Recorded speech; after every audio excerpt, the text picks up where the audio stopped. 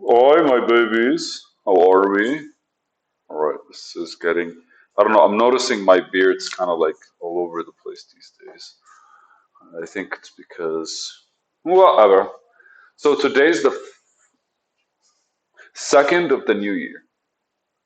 Super exciting.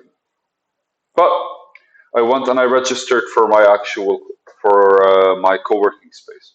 Paid for. Everything is done. I have 20 bucks in my pocket, and here I am, ready to start just working. It has nothing to do with the new year. It just happened to be kind of like a whole lot of stuff. Everyone's on holiday, but anyways. So, so I decided to visit the last of my book, relationships. A relationship needs to be trained, just like we do with pets. I don't know why I wrote that. I don't know when I wrote that, but there's a certain kind of logic behind it that I'm not able to hesitate. I'm not able to hesitate. Not able to hesitate. I can't kind of resist. So, I think I wrote that when I was actually like having issues with my family back in Christmas time. It feels like our relationship is very much reliant on approval most of the time, right? And ultimately, I really felt like I'm one of those like a dog would be pulled left and right by his owner when his owner is not really in the best of moods. I don't know why I feel like this is how adults treat their young. It's void of actual communication. And now that I mention it, it's like there's the German Shepherd who's looking forward to be obedient. From the other side, there's the Husky. The Husky looks for companionship, like I'd listen to you, I'd trust you, I'd respect you. Don't worry about it. But let's find a way to be able to kind of engage with each other and like, I don't know, sort things out. And it feels for me that human beings, especially in our nature, we're self-oriented, we're self-centered, we're selfish. We want stuff a certain kind of way and we want to establish stuff a certain kind of way. So it only makes sense that if you allow people to establish their own way of doing things, that's what they would want to do. Then you never really want to impose on their will or any of that shit. But what you really want to do is engage with them in a way that allows them to open up to you.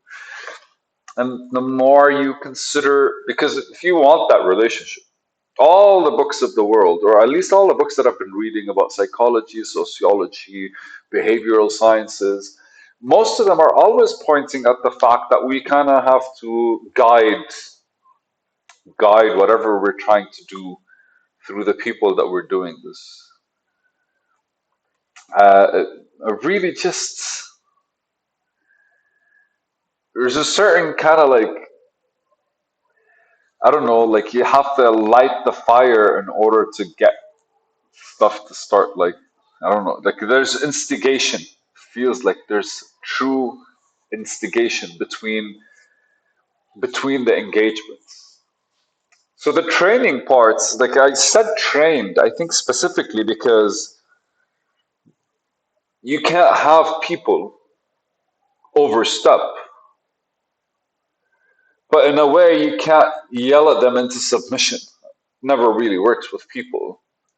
You have to slow and steady create an environment where it's unacceptable. You have to slow and steady just give and take with them in a way that builds a certain repertoire.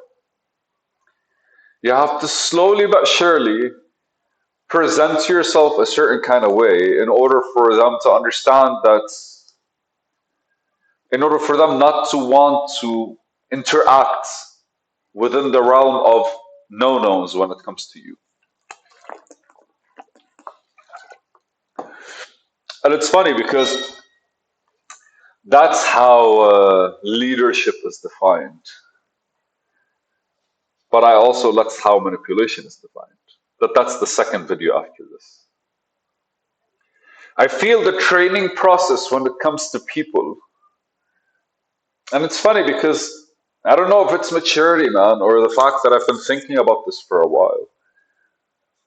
But when you meet somebody, basically, that's the first impression. People say first impressions last. People say first impressions matter. You kind of have to have a certain impact in order to be heard. And that's what the majority of books would actually point towards, or sciences point towards, or like, I don't know, like there's a whole lot of do's and don'ts when it comes to discussing people with people, meeting people, listening to people, understanding people, engaging with people, under the guise of building a relationship. And ultimately, every single step of the way, you're either winning in how you want the relationship, or losing because they're getting what they want out of it. But you hear a lot of people, I can't believe they did this, or oh my God, I feel so betrayed. But ultimately, like, did you really understand what kind of relationship you were in? This awareness that we have really comes with our like intention and observation towards our own actions within any form of relationship. And if anything, anytime you meet somebody, you're not trying to engage with them in a way where you kind of like change them. That would never work, and it would almost always backfire. But you can almost always succeed in creating a certain relationship, a certain mode of interaction. Let's call it a mode of interaction. A certain, anytime the person starts seeing you, then they basically get into that state where they're, oh, okay, Tariq is here, so I can't necessarily be, for example, if I don't really like people pinching me and there's somebody that kind of like likes touching people, the relationship is trained in a way. Has been evolving in a way where touching isn't really a thing. And then they themselves, in order to maintain the integrity of the relationship that's being established between these, naturally there has to be trust, there has to be understanding, there has to be some form of like acceptance, love, or even maybe need, right? Like I require something out of this relationship, or else why the fuck am I doing it? So the mode of interaction becomes more, I don't want to say neutral, but it finds its balance between the two characters. Fundamentally, allowing the two to express what they want in a language both of them understand, in a language that reaches both of them. And I think that in my head is how you kind of like train a relationship. If we're looking at animals and dogs and pets and the way we interact with them, most of what we see are just kind of like, it's simpler, right? Like as conscious as they could be animals, we're still very much limited to what they could actually project. I don't know, I have different theories about how the more animals are around us, the more aware and conscious they become. Because like you can truly see their feelings, you can truly see their engagements, you can truly see how they I don't know, man, it's just they could hurt, they could be happy, they could be excited, they could be all kinds of things. Slowly, they're becoming more and more kind of like they're exploring more and more consciousness, maybe. I don't know. But if you look at our engagements with them, we kind of meet at a certain perspective. Some people would rather yell and use violence in order to have the animals submit, while others find a way to kind of like to create an interaction. I remember once I was reading a book about a guy who studied horses and ended up basically creating one of those like leadership seminars. It was super like successful because he realized if you force a horse to do something, you wouldn't do it. But if you kind of like stand in the horse's way while they're trying to do something, they end up doing it to prove you wrong. And one way or another, in order to get the best out of the relationship between the man and the horse, they had to find some common ground. And ultimately, the guy got what he wanted, and the horse got what they wanted. When it comes to people, I believe it's on a higher level because we actually can communicate. But the problem with that is most of the time we communicate what we want, but we don't care for the other person's side.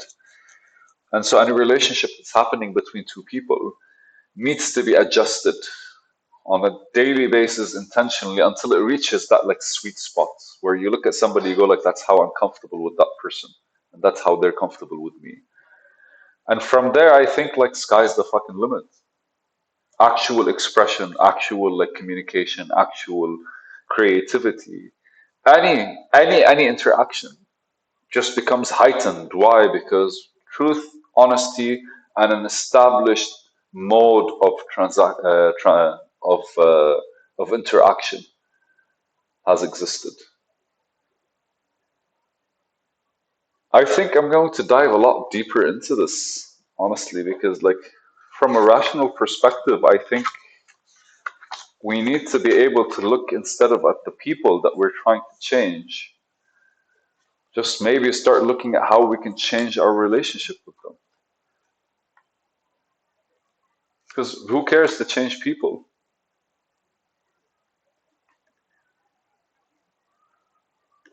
All I want is not necessarily to like to feel bad when I'm around you, or just to feel good, maybe to have something that lasts. And I think you can have that with almost anyone. Thank you, guys.